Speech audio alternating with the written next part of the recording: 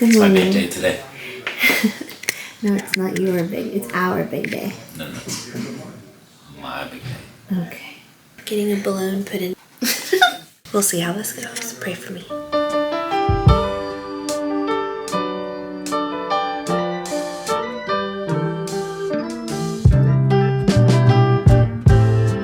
Alright, it is a few hours later, currently 10 o'clock. This balloon thing that's in my uterus definitely is doing its job. Obviously, I've never done this before. Whatever I'm feeling is hurting. It's so odd because now I'm like, do I eat again before I go in? Because I probably won't be able to eat for some time. Chicken McNuggets. No, I think I'm just gonna do French fries really quick because I don't know what it is. For whatever reason, I don't know if it's like the nerves or anxiety that makes me not want to eat anything, but I don't want to regret not having something. And I'm like starving. But y'all, these contractions are definitely, not for the weak. All of our bags are in, ready to go. Need to get food, and then I'm gonna call to make sure that I can be checked in. The whole process makes me wonder, like, this is like a hotel service, like. You pay good money for it. Okay. Anyways, it's almost baby time. It's peanut butter jelly time.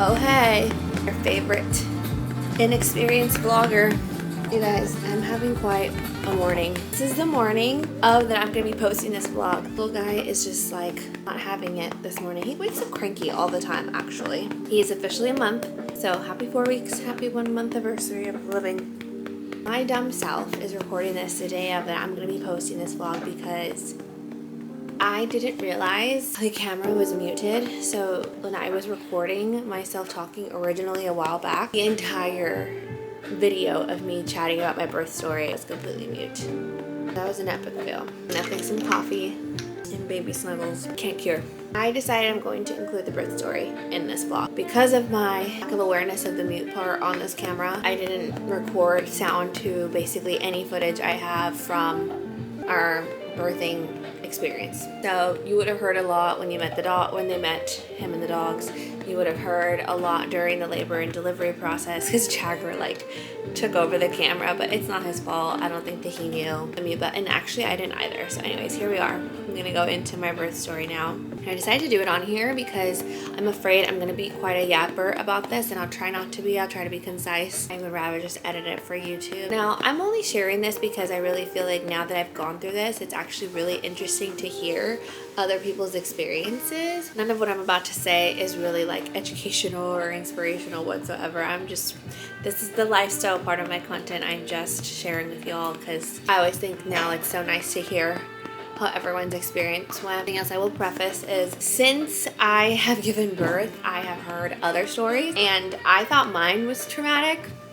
By far, I think I had probably, I don't want to say the easiest, but probably for me, it's like at this point, get through birth with the least amount of trauma. And I actually already viewed pregnancy that way because of my gag and such, but now I feel like I'm definitely looking at birth and all of that in the same way.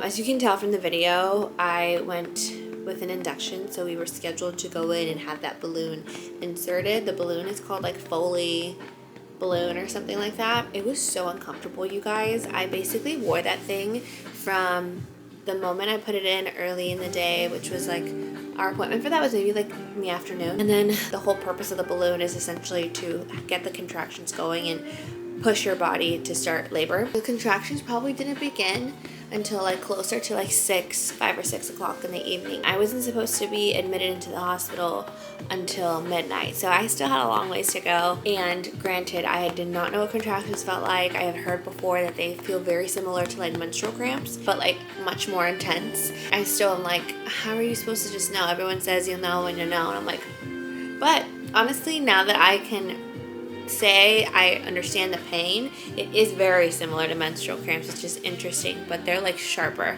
So they actually started being really close to each other pretty much around 6 or 7 o'clock. So I was getting worried because they told me you come at the time you're scheduled or come before if they're close together or if you feel like something like the balloon's about to come out.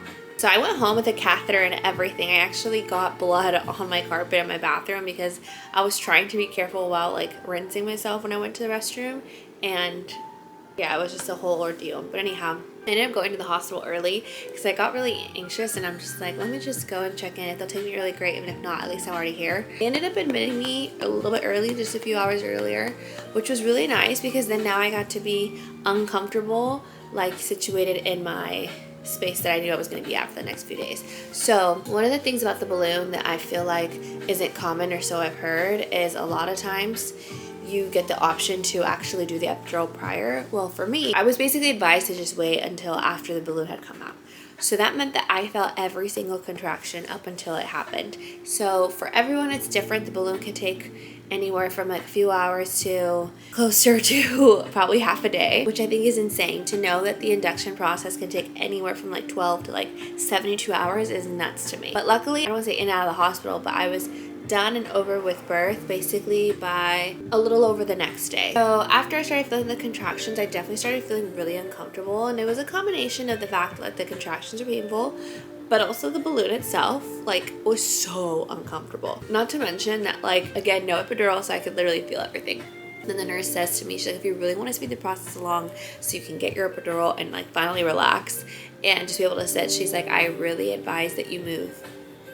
Which I was like, how do you expect me to be out, up and about, with this thing in me. Like that was the last thing I wanted to do. I mustered up the courage and I started walking laps, because it's massive, it's painful, and at the same time you're literally just like being shot with these like contractions that you can't do anything about them, and they're coming closer and closer together, so you just really feel like you don't have the energy to deal with all that. So anyways, I'm walking laps around the hospital, and finally I got the balloon to come out, so that was helpful. But shortly after that, I feel like I was only dilated maybe like 3-ish centimeters. From the moment that like we got to the hospital, I was only dilated like 1. So I felt like me doing the little laps around the hospital really helped get me dilated further. So given the fact that that went by a bit quicker, I really thought like, ooh, okay, all I need to do is take the Pitocin, really kick my body into labor, and I probably won't take very long to dilate fully. Because around 5 o'clock in the morning, so they gave me a few hours from the moment the balloon came out to when I got the epidural, and I think that was just because there were so many people that like need to get the medication as well, so the doctor was going around administering to everybody. Now this is where our story takes a turn. So Jagger, as you saw in some footage, had set up this really cool projector, and I actually really appreciated him like romanticizing the situation, because it really distracted my mind. For me, it just made it like memorable and laughable. The epidural was definitely what was most traumatic for me, so I actually consider myself to be somebody who does tolerate pain pretty well. I think the best way I could describe it was like the way that sometimes you go to the hospital, or maybe you've been in a situation where you need an IV for whatever reason, and you get that one nurse who's inexperienced, or maybe the one who just truly genuinely struggles with your complicated veins, so they're poking and poking and poking and they can't get the vein.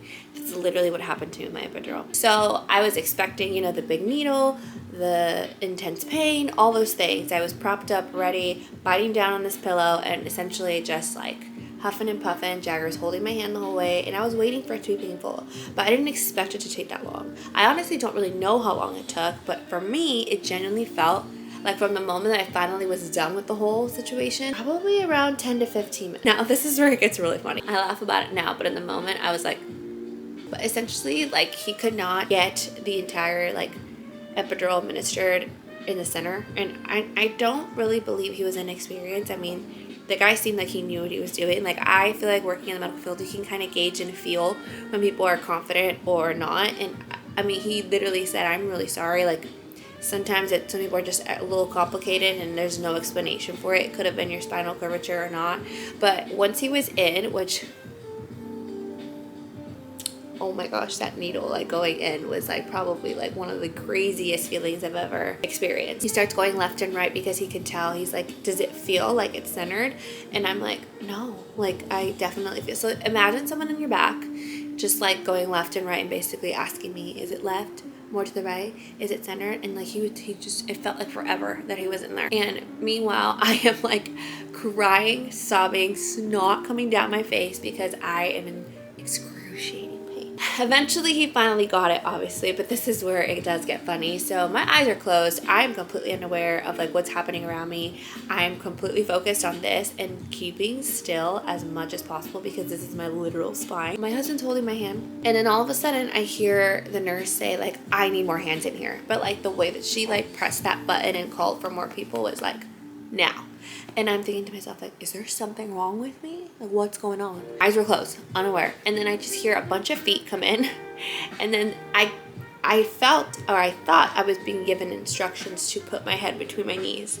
And I'm like, how do you expect me to do that when I'm not supposed to move? But I didn't really listen because I'm like, I'm not going to do that. You need to figure it out, get in and get out. And all of a sudden, when I woke up, I'm like looking up, and the person holding my hand is not Jagger. It is another nurse. And I'm like, where did you go? And then I realized like they were trying to tell him what to do because I think he was about to pass out. Which like everyone I've told this story to cracks up. They're like, Jagger, this is not the time or place. No, all jokes aside, I actually think that he just was having a very hard time watching me be in that much pain.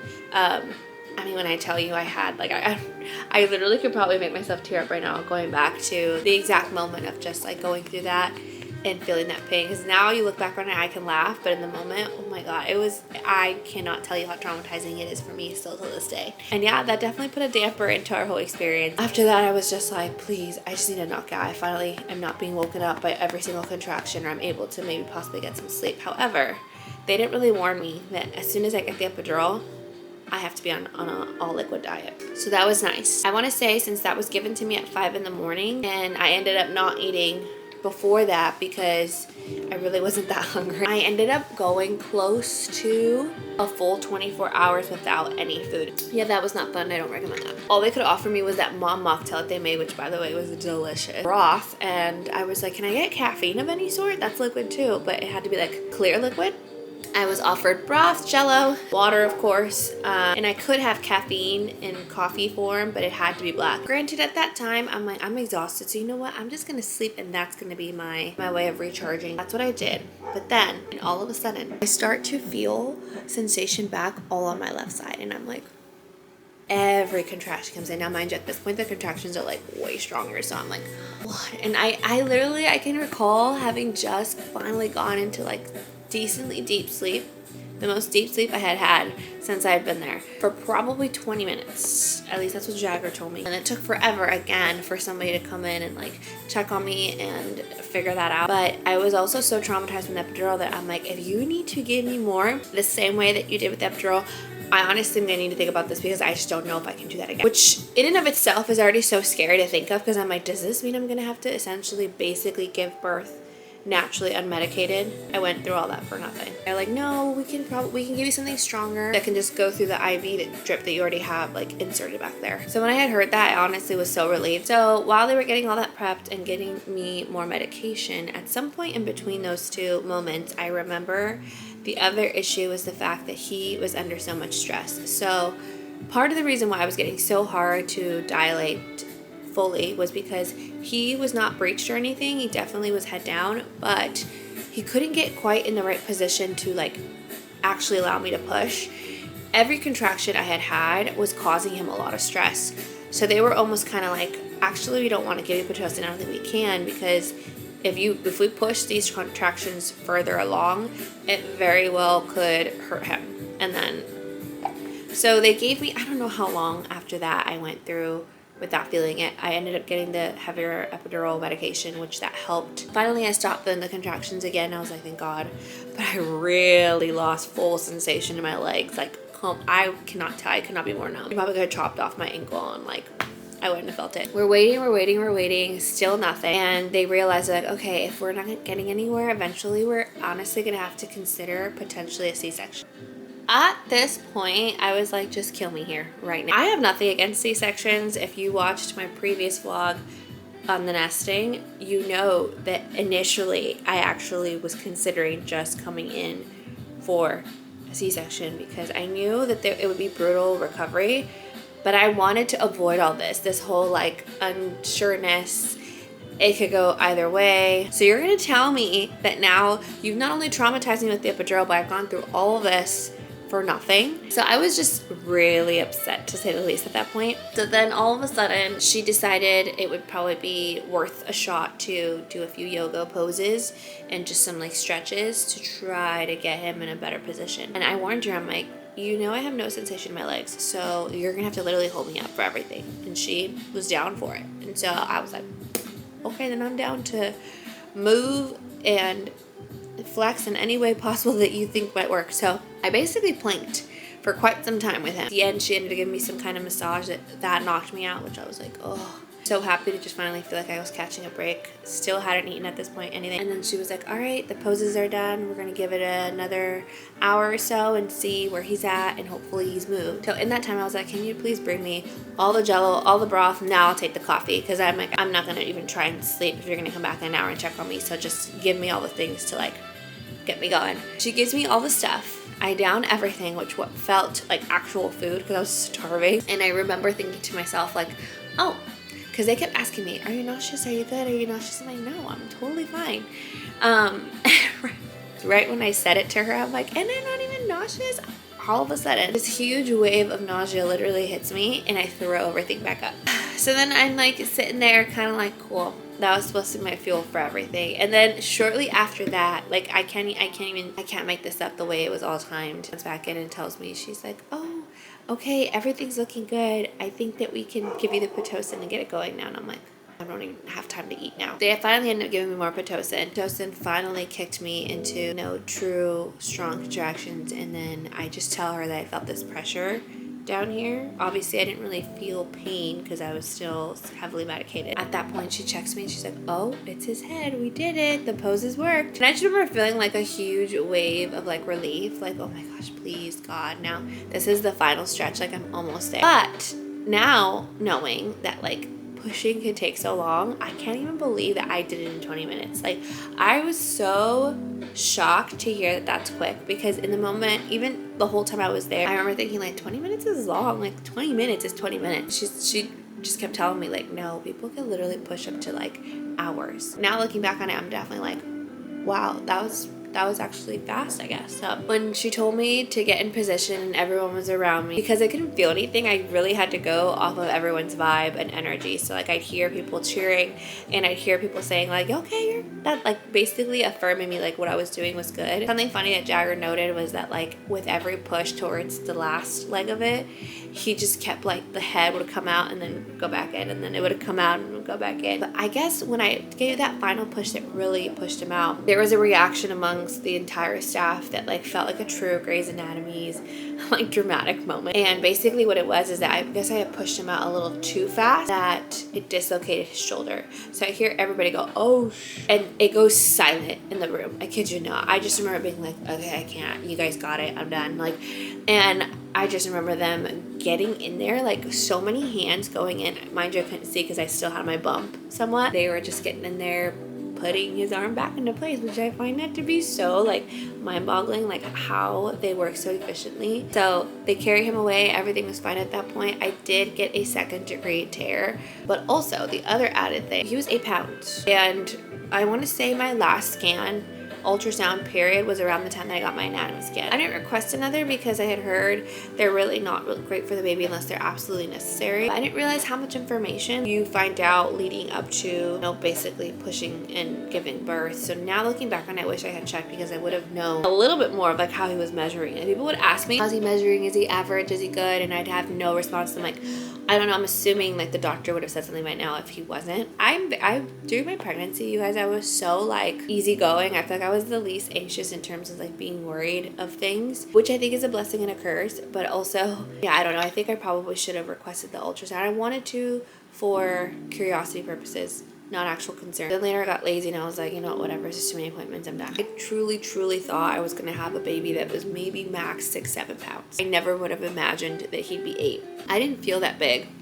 To me, when you're pregnant, you're big. You're a big girl by the time you're in your 3rd trimester. I don't think much into it. But people also said that you would feel them when they drop. I never felt that. I mean, yes, he felt heavy, but there wasn't this sudden moment where I was like, oh, this is like way heavier than it was before. Like he definitely probably has dropped. Like I never had that moment. So when I was giving birth, I was only, I say only, but I was 40 weeks. So something tells me if I hadn't induced and scheduled his birth, he probably could have grown upwards to like maybe 9 pounds. Let's just say I had gone into week 41, maybe even 42, which is such a crazy, scary thought that like my boy could have been close to 10. I don't know. For someone my size, I guess that just like mind boggles me. That's essentially the entire story. Thank you guys so much for watching and truly just being so supportive and showing so much interest in my journey. You guys know from day one what emotional and mental toll he took on me. And so to finally be here in this place where I am genuinely enjoying motherhood so much more than I thought I would, it really makes me feel just like God's grace over me in my life, and like that he heard my prayers throughout my entire pregnancy. I'm sorry if I get emotional. I just prayed so hard that like there wouldn't be resentment in my heart, that there wouldn't be any more anger or any more frustration with just like kind of being forced into this before I really wanted it or was ready for it. But he has provided every step of the way and I couldn't be more grateful. But it is true what they say, once they're here, it's a completely different feeling. And it's not to say that he hasn't frustrated me at times, and it hasn't been hard some days. I may not be happy all day every day because we all have our moments throughout the day, but I look at my life and I can genuinely say I'm content. I'm full of joy, I'm full of grace, and I really see the purpose behind all of it. I feel super honored that like God gave me him And that's something I remind myself every single day when I feel lost and I'm like, I don't know what I'm doing. I hope that I'm giving you my best and it's helping you in any way. Like, God designed and called me to be your parent specifically. He said, this is the baby I have made for you. That always brings me some peace when I think about that, because there quite literally could not have been a more perfect parent for him and vice versa. God entrusted me him and also said that I was the best fit to be his mom. So I have to trust and lean into that every single second of every single day. Yeah, I just don't think I could have genuinely come on here and continue to share my life and stuff without receiving so much support from all of you. So thank you for showing interest. Thank you for genuinely caring and for helping me throughout this journey to stay positive and praying over me if you did. I felt those prayers. My life and my personality right now really is being a mom, which is kind of something I used to like cringe at and be like, whoa, don't be one of those people. But I do want to say I am still very much me. As much as I love him and I love our family and I feel so overwhelmed with joy and peace and gratefulness, it's not all that I am. And I definitely feel like so excited to truly just live this next season in my own way. Like I mentioned not too long ago, you're obviously going to be seeing a lot of him. I still don't know how much, because I don't want him to become my new little puppet of this entire channel and all my content, but obviously he's a part of my life, as is my husband, as are my dogs, my home, my faith, everything. Right now I'm gonna lean into it. I'm gonna romanticize all of it because I'm having so much fun, and overall I want to enjoy this journey. I won't get these moments back with him, and who knows, this might be my only child, to be honest. So I'm gonna save every moment. I really hope that you guys do enjoy the mom content as much as everything else. All the other things are not going away. Make sure you follow me on Instagram and TikTok. I've been way more active, so whatever platform you choose to be on and prefer, I'm on both. Yeah, just thank you for being here, and I can't wait to see you guys in the next video. Don't forget to subscribe, as it obviously supports the growth of this channel. See what 2026 holds.